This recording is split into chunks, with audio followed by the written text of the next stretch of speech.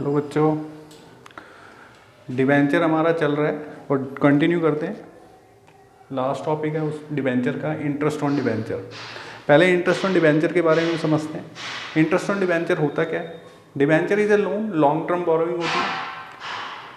तो अगर लोन लिया है तो ब्याज देना पड़ेगा। तो ये ब्याज दे रहे हैं हम, किसको दे रहे हैं? डिबेंचर होल्डर को दे रहे हैं। ठीक है। डिबेंचर का जो रेट ऑफ इंटरेस्ट होता है वो फिक्स होता है। जैसे आपने देखा होगा डिबेंचर के आगे लिखा होता है 8% डिबेंचर। तो ये 8% क्या है? This is fix rate. ये फिक्स रेट होता है जो कि हमें देना ही देना है। कंपनी अपने डिबेंचर होल्डर को फिक्स रेट पर इंटरेस्ट देती है। ठीक है, डिबेंचर होल्डर को फिक्स रेट पर इंटरेस्ट दिया करती है। अच्छा, ये कंपलसरी है, देना ही है। Even company make loss, company को अगर लॉसेस भी हो रहे हैं तो भी ये देना ही देना है। ठीक है, तो ये तो एक चार्ज ऑन प्रॉफिट हुआ। Charge on profit, charge on profit profit and loss account की आइटम है।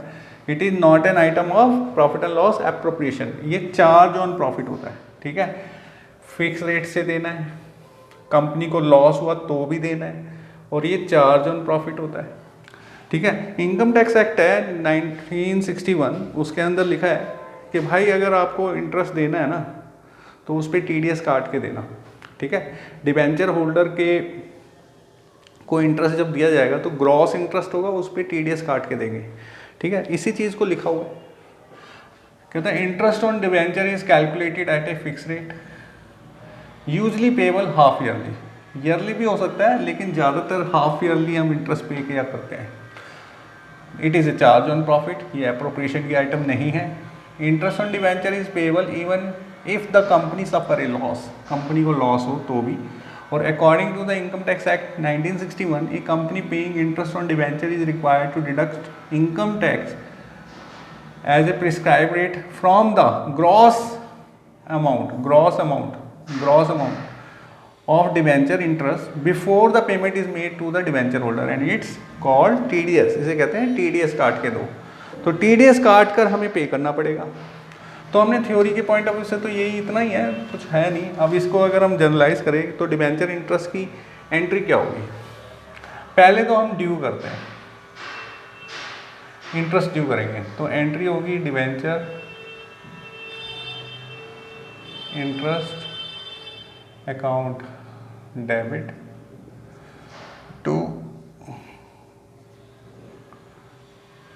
Debenture holder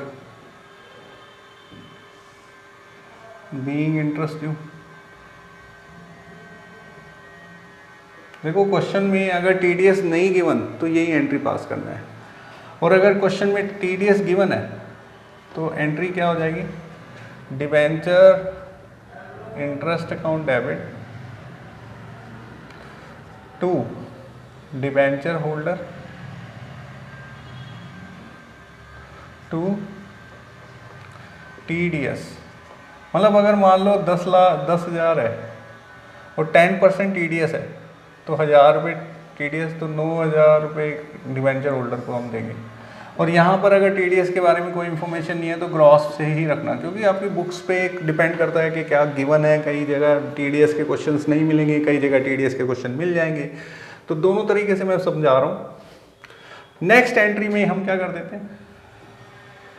debenture holder account debit to bank या कैश। लो भाई, being debenture interest paid to debenture holder. आई बात समझे? तो ये 10,000 से हम एंट्री पास कर देंगे, और यहाँ पर भी यही एंट्री होगा, debenture holder debit TDS debit. TDS government को जाता है टू बैंक, मतलब कंपनी काट के पे करती है। डिबेंचर होल्डर को 10,000 नहीं दिए, 9,000 दिए, तो कंपनी ने काट लिया और कंपनी ने फिर बैंक के थ्रू पेमेंट कर दी किसको? गवर्नमेंट को। तो ये एंट्री पास हो गई। अच्छा, डिबेंचर इंटरेस्ट अगर आपका खर्चे लास्ट में ईयर एंड में हम प्रॉफिट लॉस में ट्रांसफ़र कर देते हैं, तो statement of profit and loss, statement of profit debit या surplus account debit to debenture interest, बस यही काम करना है और हमारा ये क्वेश्चन ख़त्म हो जाएगा। एक मैं क्वेश्चन बना देता हूँ, ये आप वीडियो पॉज करके उतार लो, इतना पूरा थ्योरी एंड प्रैक्टिकल। अब मैं मिटा रहा हूँ, ठीक है। हम एक क्वेश्चन बनाते हैं और फिर इसको पूरा अच्छी तरह से समझने की कोशिश करेंगे।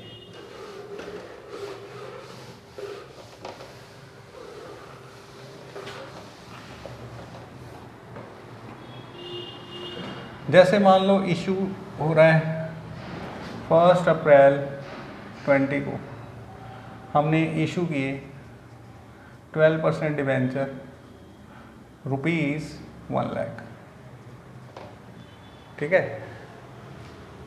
Eight par, redemption at par, simple सा केस है, ठीक है ना। ये इशूइंग डेट हो गई और interest is payable on 30th September and 31st March every year. हर साल हम इंटरेस्ट पे करते हैं और टीडीएस नहीं है मान लो इस क्वेश्चन में। तो इशू की डेट पर हम इशू की एंट्री करेंगे, ठीक है। इशू की डेट पर हम एंट्री करेंगे बैंक अकाउंट डेबिट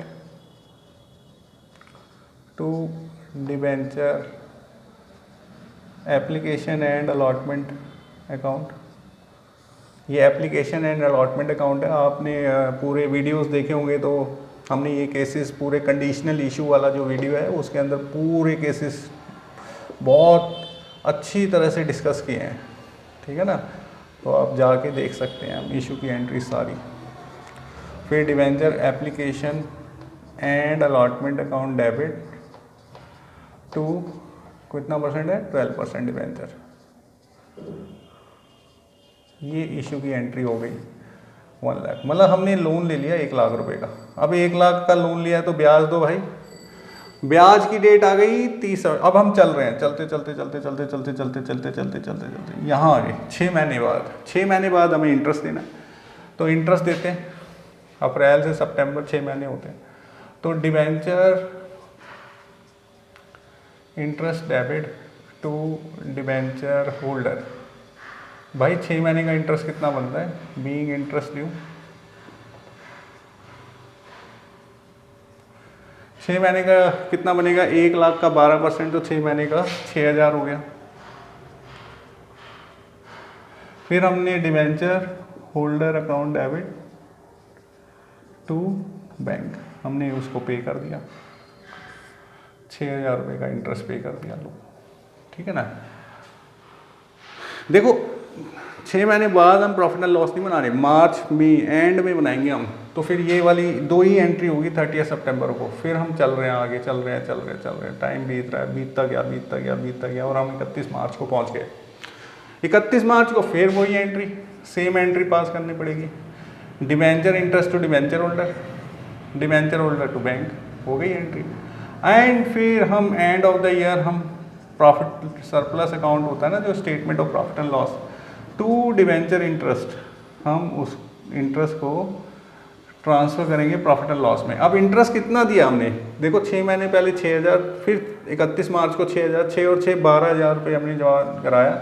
तो ऐसे पूरा साल का इंटरेस्ट 12,000 रुपये हम end of the year profit and loss में ट्रांसफ़र कर देंगे या सरप्लस अकाउंट में ट्रांसफ़र कर देंगे।